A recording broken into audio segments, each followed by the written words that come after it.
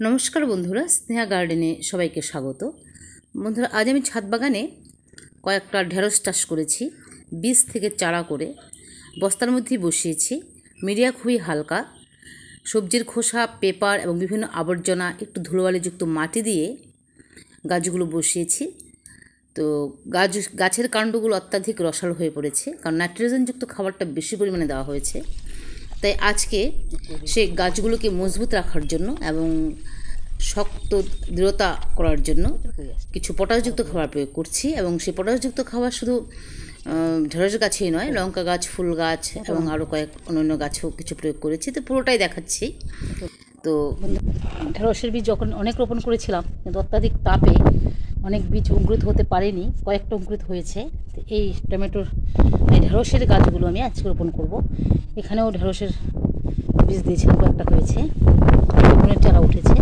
এবং এগুলো রোপণ করবো আমি বস্তার মধ্যে ঢেঁড়সটা খুব ভালো হয়। একটা বস্তাতে একটা গাছ হলে গাছটা অনেক বড় হয় এবং জায়গাও পায় অনেক, আর সারা বছরই ঢেঁড়স হয়। একদম সামনে মার্চ মাস পর্যন্ত ঢেঁড়স পাবো আমি। তো বস্তার মধ্যে আমি সবসময় জৈব খাবার জমিয়ে রাখি, যেটার মধ্যে কাগজ, কিচেন কম্পোস্ট, একটু ধুলোবালিযুক্ত মাটি, বিভিন্ন গাছের শেকড়, এগুলো সব দিয়ে বস্তার বন্ধ করে রেখে দিই। যাতে টবের মতো করে নিয়েছি। এই যে এগুলোর মধ্যে রোপণ করব, যেখানেও আছে। তো এখানে দুটো রোপণ করব, আরও কয়েকটা রোপণ করেছি, সেটা দেখাই। গাছগুলো একটু বড়ো হয়েছে। এই যেখানে একটা, এটা আবর্জনার মধ্যে করেছি, বেশ কয়েকদিন হয়েছে। একটু ঘাস হয়েছে, এটা পরিষ্কার করে দেবো। এই যে একটা, তারপর এখানে আরেকটা, এটা আবর্জনার মধ্যেই করা। এই যে চারদিক থেকে এটা আবর্জনা দিয়ে জাবরাকরণ করে দিয়েছি। এত অত্যাধিক রোদ, তো তাপের মধ্যে গাছটাকে এভাবে রেখেছি। আর এটার মধ্যেও আমি আবর্জনা দিয়ে রেখেছি বিভিন্ন আখের খোসা, তারপর আখের যে শেকড় থাকে সেগুলো, এটা গুঁড়ো করে দেওয়ার জন্য। অনেক আবর্জনাও আছে। এগুলোতে খুব ভালো গাছ হয়। এখানে একটা গাছ রোপণ করবো।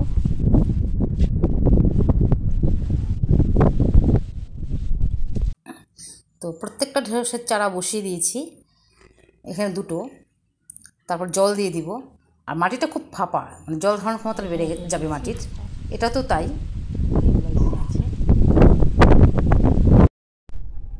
তো আর চলে আসছে আর কয়েকদিন পর। তো ঢেঁড়স গাছগুলো অনেক বড় হয়েছে, প্রচুর ঢেঁড়স হচ্ছে। এই যে এখানে একটা, এখানে এই যে একটা ঢেঁড়স, এই যে আরেকটা, এই যে আরেকটা, এই যে আরেকটা। কত বড় বড় ঢেঁড়স! আর অনেক কুড়ি আসছে। এই যে আরেকটাতে অনেক শাখা প্রশাখা আসছে, ডাল আসছে। এই যে চাটা লাগিয়েছিলাম কয়েকদিন আগে, সেটা ফুলকুড়ি আসছে। তো নাইট্রোজেনযুক্ত খাবার প্রয়োগ করতে করতে গাছের কাণ্ড যখন অত্যাধিক রসালো হয়ে পড়ে, তখনই আমাদের পটাশযুক্ত খাবারটা প্রয়োগ করতে হয়। তো কাণ্ডগুলো বেশ রসালো, এবং তাই আমি আজকে একটু পটাশযুক্ত খাবার প্রয়োগ করবো। আর এটা লম্বা হয়ে যাচ্ছে কাণ্ডগুলো। তো আজকে কিছু পটাশযুক্ত খাবার প্রয়োগ করি ওগুলোর মধ্যে। তো নাইট্রোজেন খাবার দেওয়ার পরই যে কোনো সবজি গাছ, ফুল ফল গাছের মধ্যে পটাশযুক্ত খাবার প্রয়োগ করা দরকার। সেটা কী পটাশযুক্ত খাবার প্রয়োগ করছে সেটাই দেখাচ্ছি। এখানে ফুল গাছগুলোতেও একটু দিব, প্রচুর ফুল আসছে। আর যে পুঁই গাছটা কাটিং করে দিয়েছিলাম ডগাগুলো, এটার মধ্যে একটু মাছের খাবার দিয়েছিলাম, নাইট্রোজেনযুক্ত খাবার। কতবার বৃদ্ধি পাচ্ছে, অনেক ডালপালা আসছে, যে একদিনই হয়েছে কেটেছি। এটাতে একটু দিয়ে দিব। এই যে খাবারটা পটাশযুক্ত খাবার, এই যে একটা জগের মধ্যে রেখে দিয়েছি পেঁয়াজের খোসা ভিজানো জল। কালারটা কত সুন্দর দেখুন।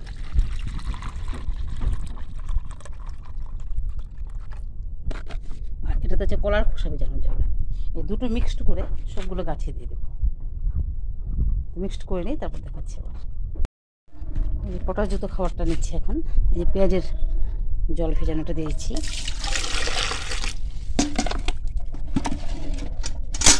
একবার দিই। আর এটার মধ্যেও আছে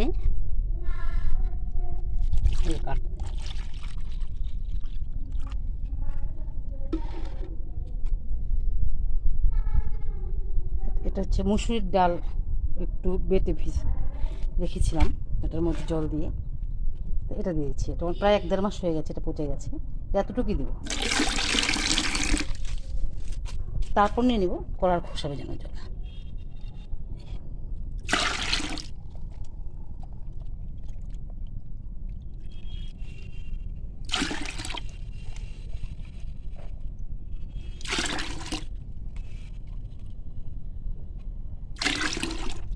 এতটুকু নিয়ে নিয়েছি, এটার মধ্যে জল দিয়ে দেবো। জল দিয়ে প্রত্যেকটা গাছে দিয়ে দিব। জল দিয়েছি, এটা বৃষ্টির জল।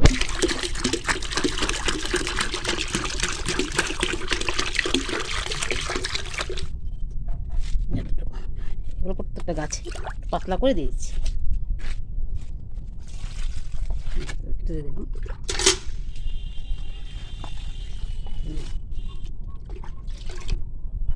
লঙ্কা গাছগুলো তো দিয়েছি, ফুল ফল ভালো আসবে, প্রচুর লঙ্কা হবে আরও।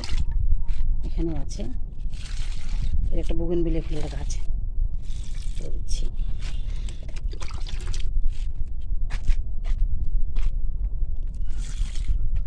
এদিকে দিলাম।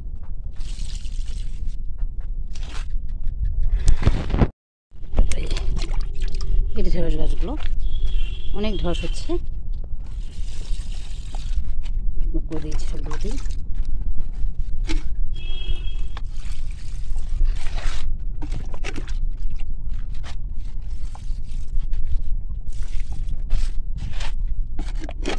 এখানে ফুল গাছগুলো অল্প দিচ্ছি, তারপরে দিয়ে ওই গাছটাতে দিচ্ছি একটু।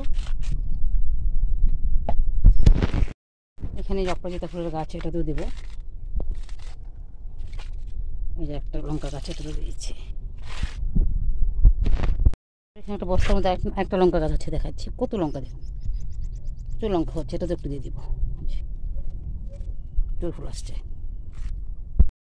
তো আরেক মুখ দিব, এই যে এটা প্রচুর ফুল আসছে, অনেক কুড়ি আসছে। টগর গাছ একটা বস্তার মধ্যে পড়া, প্রচুর ফুল আসছে। এদিকেও আছে আরো।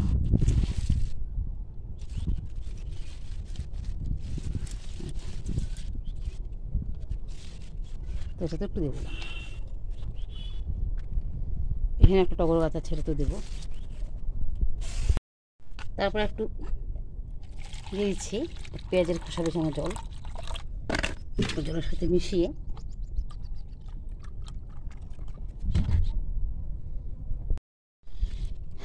এই বরবটি গাছটা কয়েকদিন আগে এটার মধ্যে দিয়েছিলাম মাছের খাবার, নাইট্রোজেনযুক্ত খাবার দিয়েছিলাম, কত বেড়েছে, প্রচুর বৃদ্ধি পেয়েছে গাছটা, একদম অত্যাধিক রসালো হয়ে গেছে। যেটা এটার মধ্যে একটু দিয়ে দেবো,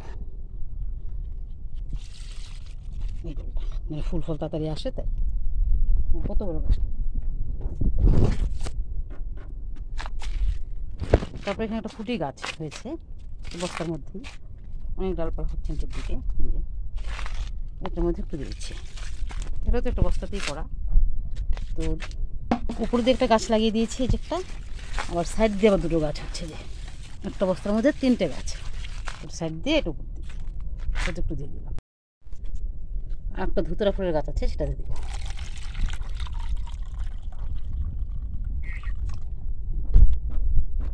জল মিশিয়ে দিচ্ছি।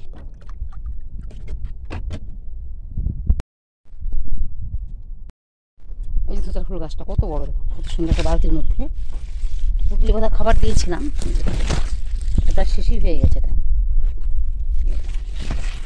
এটাতেও আজকে একটু পেঁয়াজের খোসা ভেজানো জলটা দিচ্ছি। প্রচুর কুড়ি আসছে, আরও কুড়ি আসবে।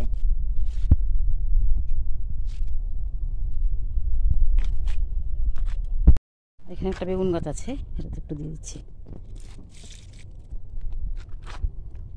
পুরনো বেগুন গাছ, ভালোই ফুল আসছে।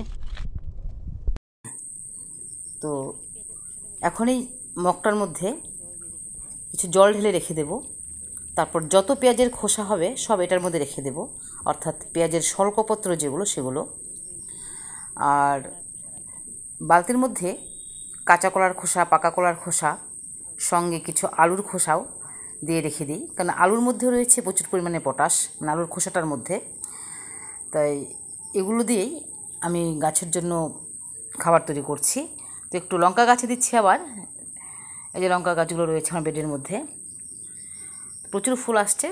কিছু লঙ্কা কালেকশনও করে নিয়েছি। তো আজকে আবার কিছু খাবার প্রয়োগ করছি, তারপর আবার লঙ্কা তুলে নেওয়ার পর আবার পটাশযুক্ত খাবার দেওয়ার পর আবার নাইট্রোজেনযুক্ত খাবার প্রয়োগ করব। তো এইভাবে প্রচুর পরিমাণে লঙ্কা পাওয়া যায়। এবং অন্যান্য গাছ, বেগুন গাছ, আরও যে গাছগুলো রয়েছে সব গাছের ঠিক একই পদ্ধতিতে আমি খাবার প্রয়োগ করছি। তো জৈব খাবার একটু বেশি পরিমাণে প্রয়োগ করলেও কোনো অসুবিধা নেই। তো এতে ফল ফুলের কালার ঠিক থাকে এবং ফল খুবই পুষ্ট হয় এবং পাতাও নষ্ট হয় না, গাছের সবুজ থাকে। আর পটাশের অভাবে গাছের পাতার যে কিনারাগুলো সেগুলো অনেক সময় কালচে হয়ে যায়, শুকিয়ে যায় এবং ফল ফুলের আকার ছোট হয়ে আসে। তাই পটাশ প্রত্যেকটা গাছেরই খুবই প্রয়োজনীয় একটা উপাদান। তো এইভাবেই আমি আমার ছাদ বাগানের সমস্ত গাছকে পরিচর্যা করছি। তো আজ ভিডিওটা এখানেই রাখছি, দেখা হবে পরবর্তী ভিডিওতে। তো আপনারা ভালো থাকুন এবং সুস্থ থাকুন, আজ এখানেই রাখছি।